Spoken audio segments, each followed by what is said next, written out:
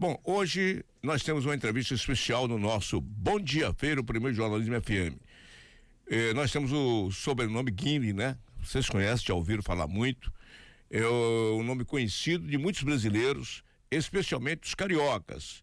E como uma das famílias mais poderosas do país no fim do século XIX. Vencedores de uma concessão para modernizar os portos de Santos, ou Porto de Santos, em 1888. Os Guinle construíram um verdadeiro império e deles, alguns dos empreendimentos mais emblemáticos do país, como o Copacabana Palace, que foi construído em 1923. Hoje o Copacabana, depois da vinda da Madonna aqui, passou a ser talvez a bola da vez da mídia mundial.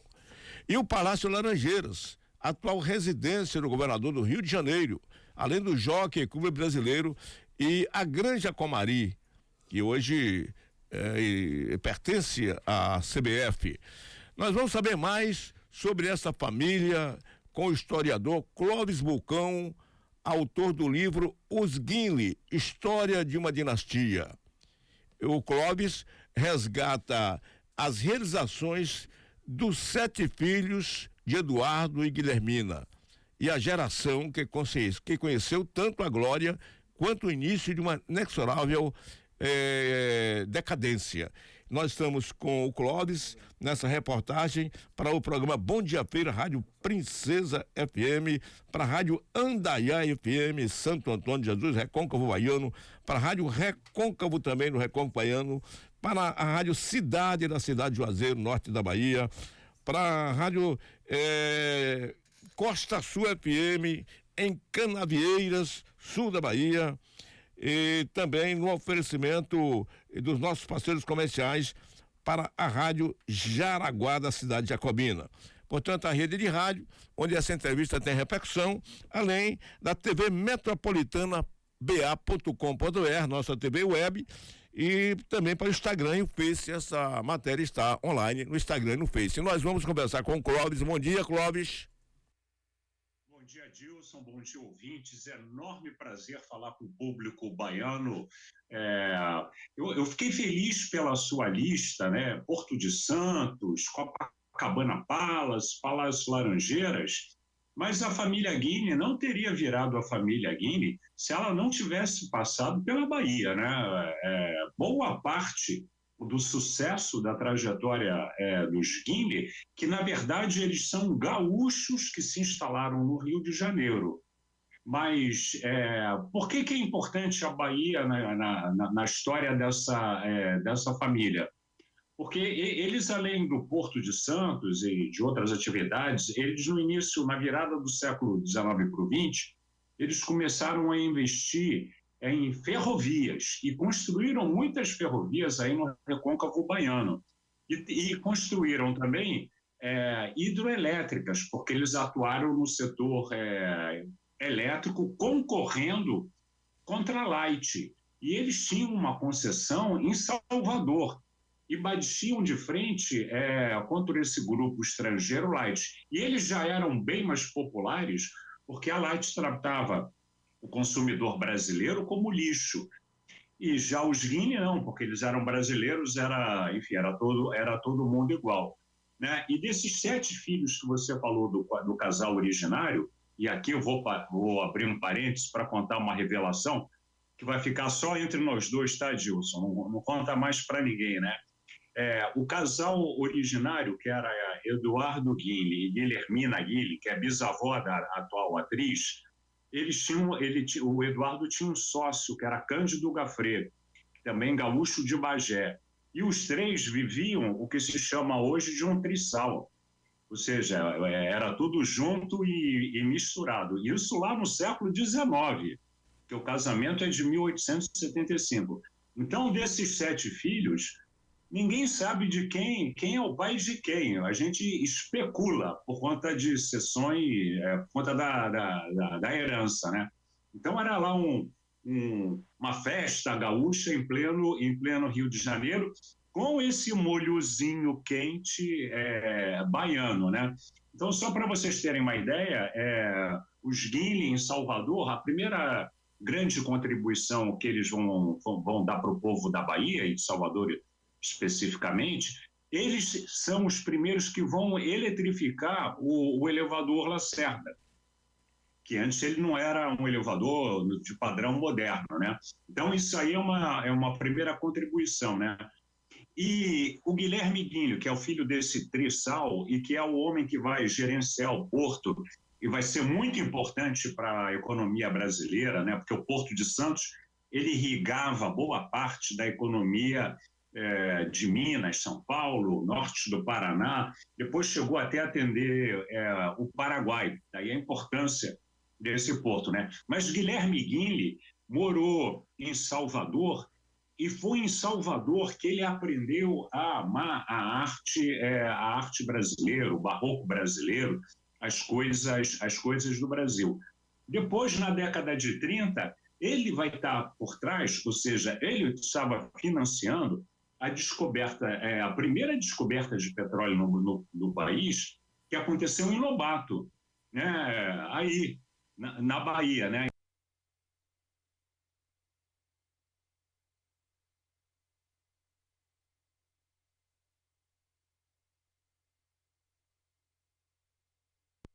Pensar o Brasil, e não apenas Rio, São Paulo ou o Sul, né? Porque eles sempre foram muito ligados ao Rio Grande do Sul, né? Então é uma família que ela pensou de forma tão grandiosa o Brasil e que eu quero chamar a atenção da seguinte coisa, né? Você falou da Madonna e do Copacabana Palace, mas muito antes da Madonna, o Copacabana Palace já era uma referência nacional, porque uma vez eu fui gravar lá um programa de televisão e a jornalista lá, a assessora de imprensa do Copa, me disse que 70% dos casamentos realizados no Copacabana Palace, veja bem, 70% são de não cariocas. Ou seja, aqueles brasileiros endinheirados, quando vão casar seus filhos, o primeiro endereço que eles pensam é o Copacabana Palace. Não tem nenhum outro hotel que mostre ao povo brasileiro que seja assim, um sinônimo, um reflexo de esplendor, de riqueza, como o Copacabana Palace ali na praia de Copacabana, né? Então, é uma história que ela parece ser carioca, né? Por conta deles terem morado no Rio, mas ela se espalha por todo o território nacional, né? É bem interessante. Eu fico feliz, Gilson, porque você é o primeiro jornalista que me procura na Bahia para falar sobre Guinles. É como se eles não tivessem nenhuma relação com esse solo sagrado que é a Bahia. Então, eu estou mega emocionado de estar falando hoje com o público baiano. Olha, Bucon, e evidentemente que a gente também é muito prazeroso em conversar com você, porque você traz nessa sua obra literária uma história de uma família que envolve, portanto, o Programa do Brasil. Mas também teve um lado político, porque essa família teve uma relação muito próxima com Getúlio Vargas. Tem que lembrar a seguinte coisa, né? Quando eles todos chegam no Rio, Guines, Vargas, tem que lembrar que eles são gaúchos, né? O Vargas era de São Borja, que é uma região bem distante, muito distante de Porto Alegre, né? O Cândido Garaferi, que era o sócio, ele era de Bagé, e a Guilhermina Guines de Pelotas. São áreas totalmente diferentes do estado do Rio Grande do Sul. E eu estou convencido que aqui no Rio de Janeiro acabou acontecendo uma espécie de solidariedade gaúcha, né? E, além do mais, os Guinle eram tão poderosos que eles viviam dentro do Palácio do Catete, que era então sede do governo do Brasil. Com Getúlio Vargas, isso aí vai se expandir para a Serra, porque o governo brasileiro ainda tem uma casa de verão da presidência da República em Petrópolis, né, que era a grande cidade que o Brasil herdou do Império, uma cidade muito charmosa, bonita, europeizada, né? E os Guinle tinham casa lá em Petrópolis e muito bem localizada, né? A casa do casal, ou do trisal, se vocês preferirem, da Freire Guinle, era vizinha, colado de muro ao Palácio do Imperador. Então, eles tinham muito poder. E eles frequentavam muito o Getúlio Vargas, principalmente lá na Serra, né? Aí você falou mais cedo da Granja Comari, que hoje é uma propriedade muito conhecida do povo brasileiro, porque recebe volta e meia a seleção brasileira. A Granja Comari ela é construída numa época em Teresópolis, quando não havia acesso, não tinha estrada que levava as pessoas até Teresópolis, né? Aí um dia eles pegaram o Getúlio, levaram para Teresópolis e ele ficou tão impressionado com a riqueza, o luxo, a sofisticação da Granja Comari que ele mandou fazer a estrada. É a estrada que liga Petrópolis a Teresópolis. Então você saía do Rio e ia para Petrópolis, de Petrópolis para Teresópolis, uma das estradas mais bonitas do Brasil. Isso tudo por conta dessa amizade, né? Eles eram muito próximos. O Getúlio depois manda Guilherme Guinle, pouco antes da Segunda Guerra Mundial, para os Estados Unidos para negociar o financiamento da construção da usina de Volta Redonda, né? Que vai mudar o panorama da indústria nacional, né? E ele consegue um espetacular financiamento, as condições foram muito mais favoráveis do que ele imaginava, e o Brasil faz um enorme esforço de, durante a Segunda Guerra Mundial, construir uma usina siderúrgica aqui no interior do estado do Rio, né?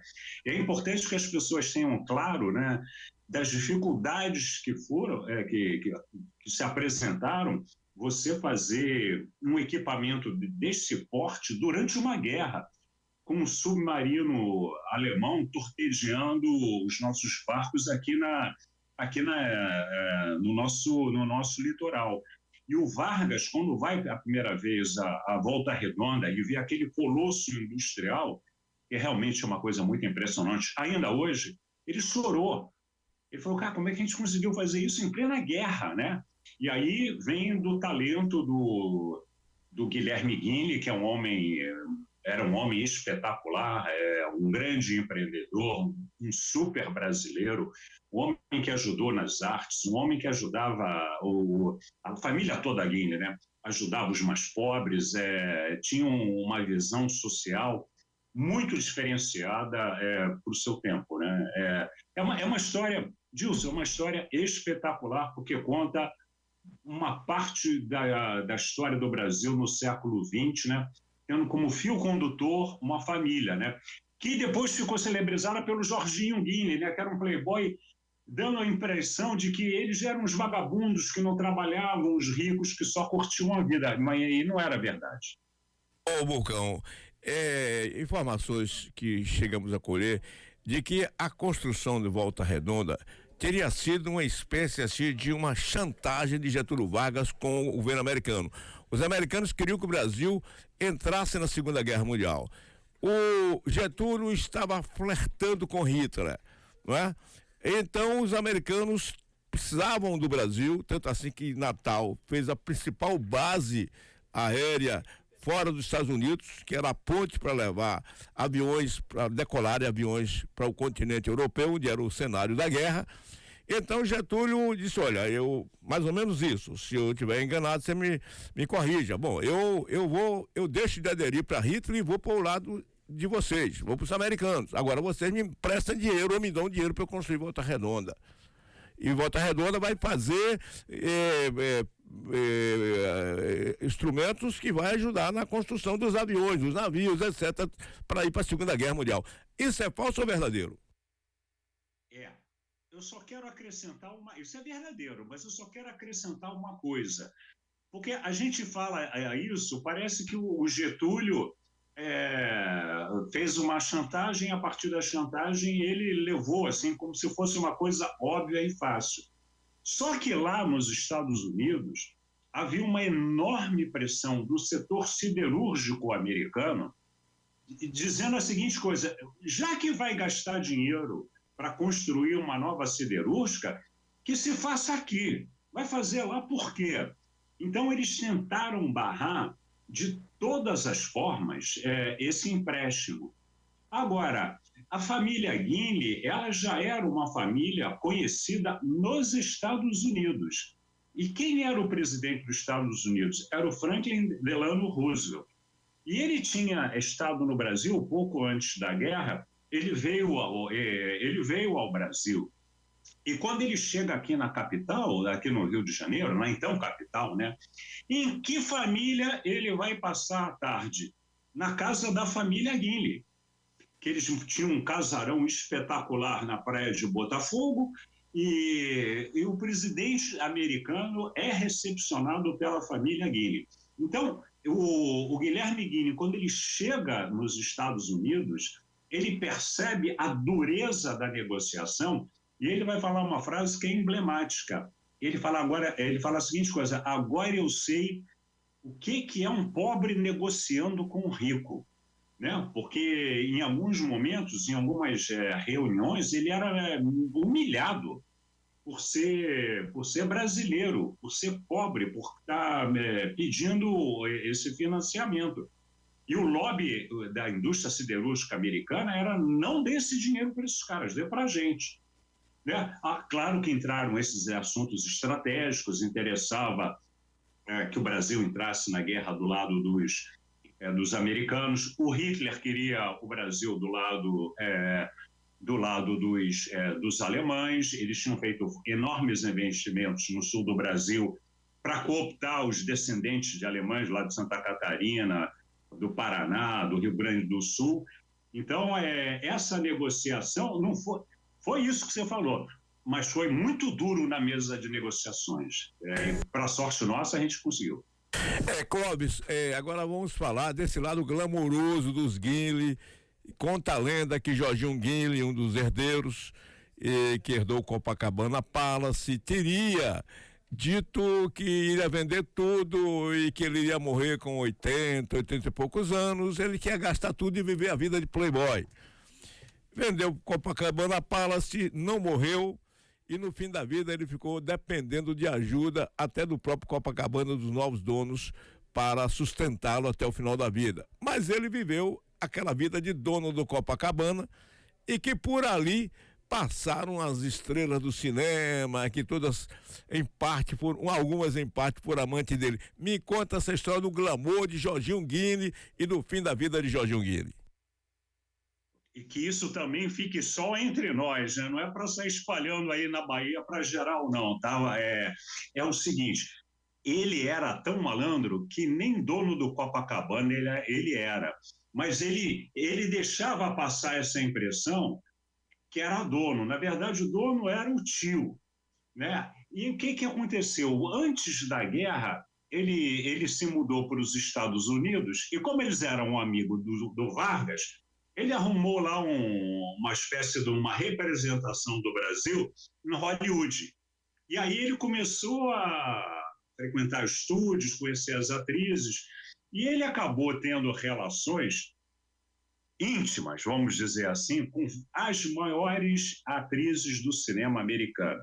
A Marilyn Monroe, ele conheceu intimamente, se é que vocês me entendem. A Rita Hayworth, que era uma deusa do cinema, também teve com enfim, as principais atrizes ele teve caso. No entanto, algumas depois revelaram que sempre rolavam uns presentinhos caros, né, que azeitavam essas relações. Depois, na década de 50, isso é muito importante para o desenvolvimento no turismo no Brasil. Um dia, eles estavam lá na Granja de Jacomari, aí o Getúlio já era presidente eleito, e o Getúlio chega de surpresa na Granja de Jacomari. Você vê, isso não acontece comigo nem contigo, né, Edilson? Do presidente da República chegar na nossa casa assim: cheguei. E aí, o Jorginho, que queria voltar a frequentar Hollywood, faz a seguinte proposta: o Getúlio, você, através da Varig, traz as atrizes, o Copacabana Palace hospeda, e a gente vai dar projeção com a presença das atrizes no Rio de Janeiro para promover o nosso carnaval. O Getúlio topa, ele ia para Hollywood, trazia essas atrizes que na época não ganhavam o que elas ganham hoje, então elas aceitavam essas ofertas. A Varig trazia, o Copacabana Palace se hospedava, depois elas circulavam pelo Carnaval Carioca. Iam na avenida, iam no baile oficial da cidade, que em geral era no Teatro Municipal, e isso foi dando luz, foi dando conhecimento do Carnaval Carioca em todo o Brasil. E é claro que Jorginho Guine aproveitava para conhecer de forma mais íntima algumas dessas atrizes. Mas, no fundo, quem lucrou foi a festa popular, que começou a ganhar fama internacional. E era tudo muito barato, porque o Copacabana Palace ganhava fama, a Varig botar mais um ou menos um não fazia diferença nenhuma, e a imprensa internacional registrava de graça a presença delas aqui no Rio. Agora, essa história aqui que o Jorginho morreu pobre, morreu dependente de auxílio do próprio Copacabana, dos novos donos, o que é de verdade nisso? Não, isso na verdade, na minha avaliação, o que aconteceu? Quando o Jorginho Guine, ele nunca trabalhou na vida, né? Ele era playboy. Um dia a mãe, né? Porque ele era o único na família que não trabalhava. Um dia a mãe pediu para o irmão do Jorginho, para levar ele numa reunião de negócios da família. Aí o Jorginho foi e ficou alheio à reunião, não prestou atenção a nada do que estava acontecendo. Na hora de votar, ele votou contra o irmão. Aí o irmão foi falar com a mãe, mãe, é melhor o Jorginho não participar de nada não, porque ele não ajuda, na verdade, ele atrapalha. Jorginho não acreditava em cheque, não acreditava em cartão de crédito, ele só andava com dinheiro vivo no bolso. As pessoas do entorno dele roubavam ele de uma maneira absurda, pediam dinheiro emprestado, nunca pagavam, e eles tinham muito dinheiro, Dilson. Só para você ter uma ideia, eles ficavam com 20% do total dos negócios que passavam pelo Porto de Santos. Se eu fosse atualizar esse total, daria alguma coisa na casa de 20 bilhões de dólares ano para a família Guine. Isso é muito dinheiro, muito dinheiro. Muito bem, mas quando a capital foi para Brasília, a família Guine perdeu contato com os presidentes da República. Aquela amizade íntima de Getúlio chegar para tomar banho de piscina, acabou. E eles lentamente vão perdendo poder. Depois acabou a concessão do Porto de Santos, a coisa começou a diminuir e ele continuou gastando no mesmo volume que ele sempre gastou, pagando tudo, que nem jogador de futebol hoje em dia, pagando para os parceiros, viajando, mulheres, joias. E um belo dia o dinheiro acabou. E a família fechou a porta para o Jorginho. Né? Você nunca trabalhou, não sabe o valor do dinheiro, te vira, azar o seu. E aí, na minha avaliação, ele inventa essa história. Eu pensei que eu fosse morrer no ano X, passei da minha conta, o dinheiro acabou. E ele vai ficando tão pobre que ele andava com roupas puídas, ele já não tinha dinheiro para pagar mais nada. E ele, na hora que ele ficou muito doente, ele foi se tratar no hospital público. E aí a filha que tinha tido uma filha também do Balaco, virou evangélica. Ele fala para o pai, né, já no leito de morte, você devia repensar sua vida para morrer e ir para o céu. Ele falou, não, eu não quero morrer e ir para o céu. Eu quero morrer no céu. Aí perguntaram para ele, como é morrer no céu? Eu quero morrer no Copa.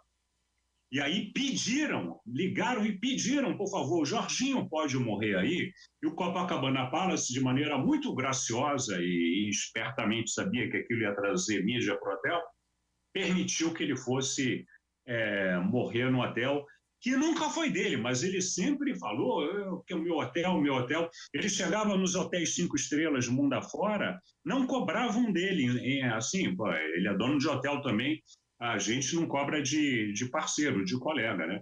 Mas, na verdade, morreu muito, em situação muito complicada e triste até para quem viveu a tamanha fama, a tamanha glória, né? Um final de vida um pouco decadente. Vocês conseguem ver a vida do Jorginho? Tem um documentário no Amazon Prime chamado Jorginho Guinness Só Se Vive Uma Vez.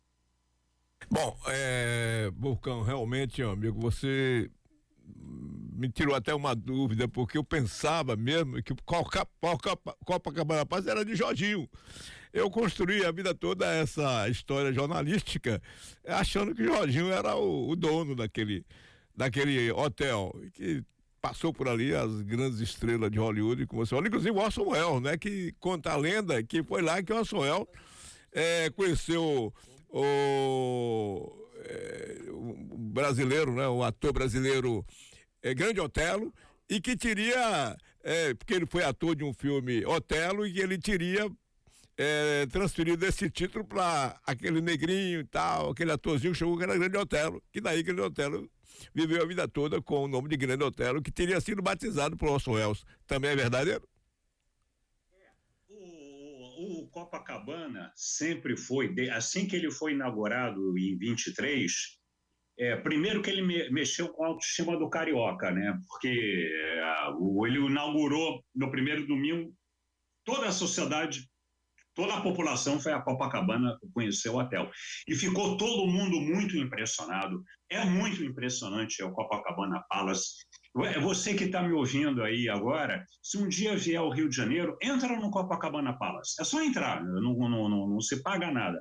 Só entra, tem uma escada, sobe a escada e entra no corredor onde estão os retratos das personalidades que ficaram hospedados lá.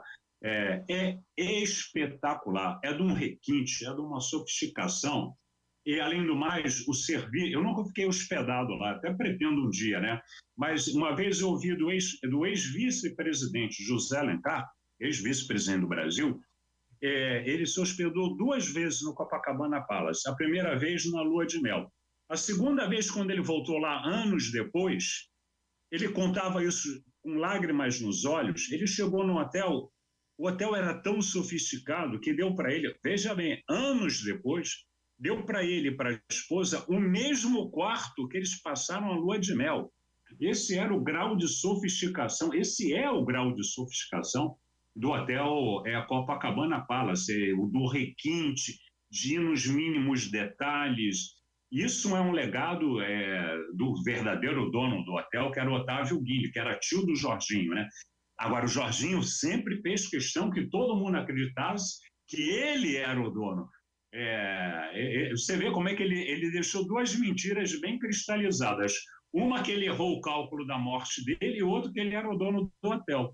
E todo mundo acredita nessas 2 histórias, né? Ele era um ator, né? Na verdade é isso. Inclusive eu, que acreditei até agora na história. Ô Clóvis, eu quero lhe agradecer, amigo, e dizer, eu vou adquirir seu livro, vou ler com muito prazer, Os Guinle, História de uma Dinastia, que editora está no Amazon, onde é que está o livro?